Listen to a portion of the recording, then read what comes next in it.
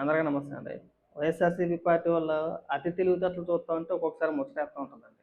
నిన్న మొన్నటి వరకు కూడా ఈ విజయవాడ ఈ గాదె సాయికృష్ణకి సంబంధించిన ఇష్యూ ఏదైతే ఉందో, ఆ ఇష్యూలో ప్రధాన లక్ష్యంగా పవన్ కళ్యాణ్ గారిని చేసుకొని, పవన్ కళ్యాణ్ గారిని టార్గెట్ చేస్తూ కాపు కులాన్ని తీసుకొచ్చి పెద్ద ఇష్యూ చేశారు. సాక్షిలో డిబేట్‌లు కూడా పెట్టారు.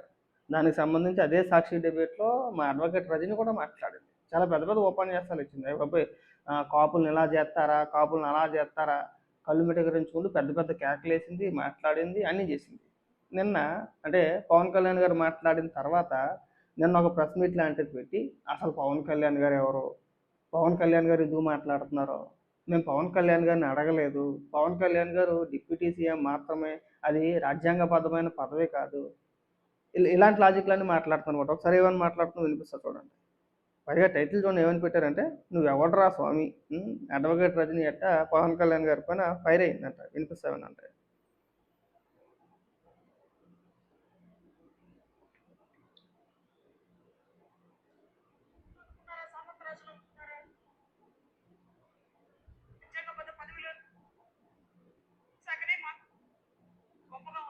కానీ అది రాజ్యాంగబద్ధ పదవి కాదు.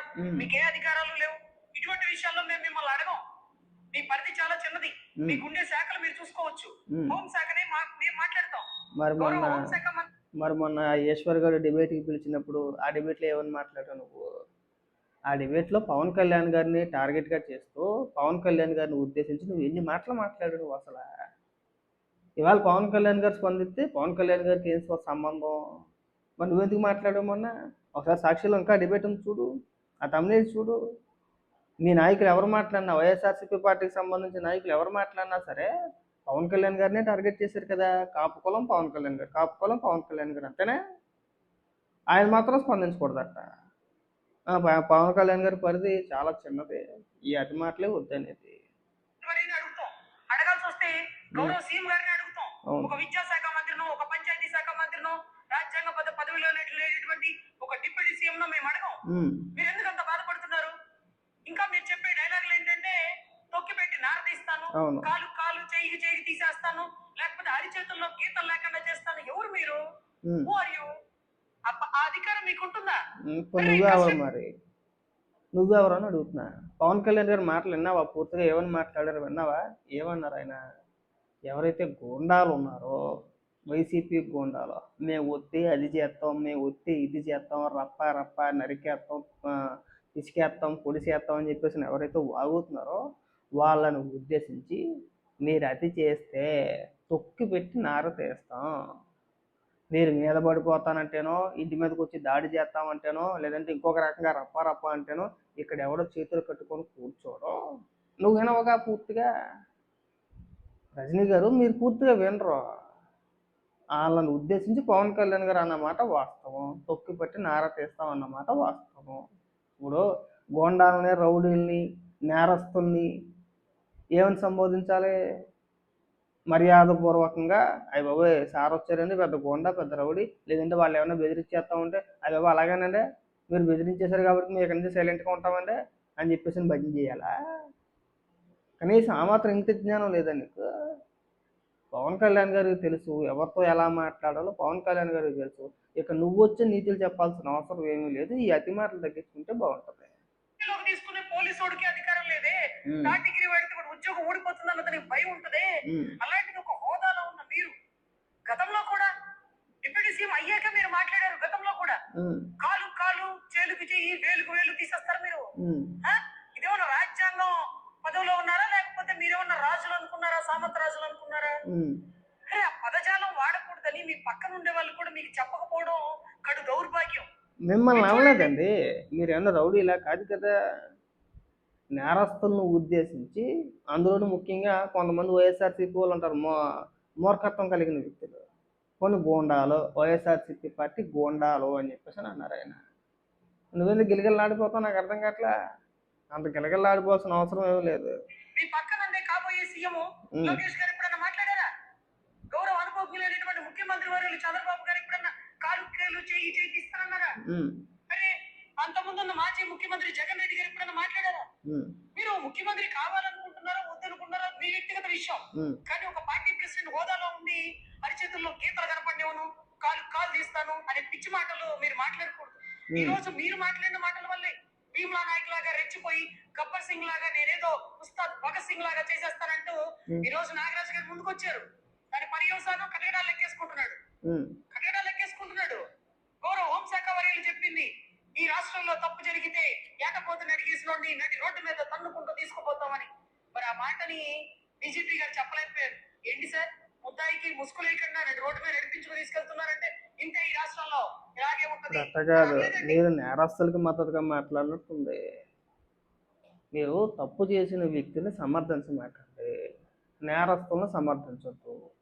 ఇదొక అలవాటు అయిపోయింది బాగా. వాళ్ళు రెచ్చిపోవడం గల కారణం కూడా మీలాంటి వ్యక్తులే. వైఎస్ఆర్సీపీ పార్టీ నాయకులు కొంతమంది అవ్వచ్చు, లేదంటే రజనీ గారు లాంటి వ్యక్తులు కొంతమంది అవ్వచ్చు. సార్, తప్పు చేసిన వాళ్ళని ఖచ్చితంగా శిక్షించాలండి. చట్టాలు ఉన్నాయి, చట్టాలు ఖచ్చితంగా ఉన్నాయి, కోర్టులు ఉన్నాయి, శిక్షిస్తాయి.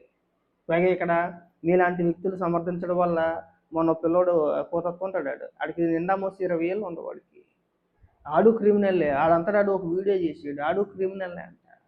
వాడు రాజ్యాంగం గురించి మాట్లాడుతున్నాడు. ఆ రాజ్యాంగంలో ఉందా అండి? వీళ్ళు చంపేయచ్చు.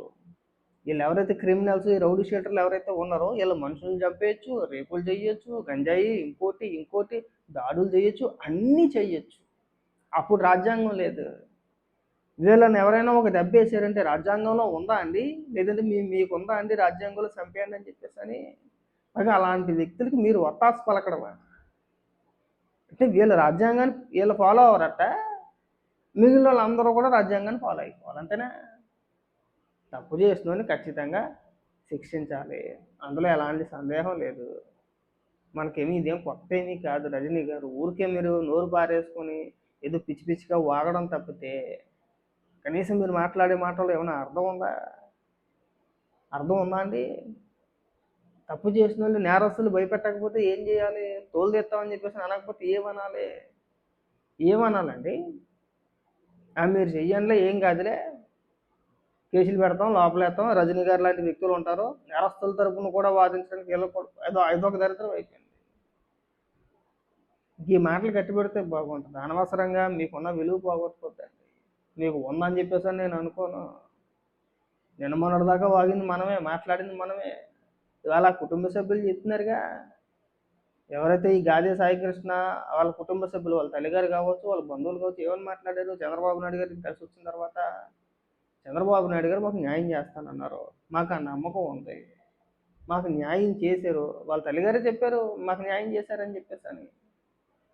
సరే, చనిపోయిన సాయికృష్ణ వ్యక్తి మంచోడా చెడ్డోడా ఆ విషయం గురించి మాట్లాడట్లా. మేము మంచోడని చెప్పేసి అయితే అసలే అన్నాం మేము. నేర చరిత్ర కలిగిన వ్యక్తి, నేర స్వభావం కలిగిన వ్యక్తిని మంచోడని చెప్పేసి ఎవడో అంట. ఆ వ్యక్తి వల్ల పరోక్షంగా ప్రత్యక్షంగా కావచ్చు, పరోక్షంగా కావచ్చు, ఇద్దరు చనిపోయారు. ఒక వ్యక్తిని చంపేశాడు కదా, అతని పైన మైనర్ బాలికని రేప్ చేశాడని కేసు ఉంది కదా, పోక్స్కో కేసు ఉంది కదా. మరి మీరు ఎలా సమర్థించారని నాకు అర్థం కావట్లేదు. అంటే సామాన్యులేమో చట్టాలు అతిక్రమించేయచ్చు, ఏదన్నా చేసేయచ్చు.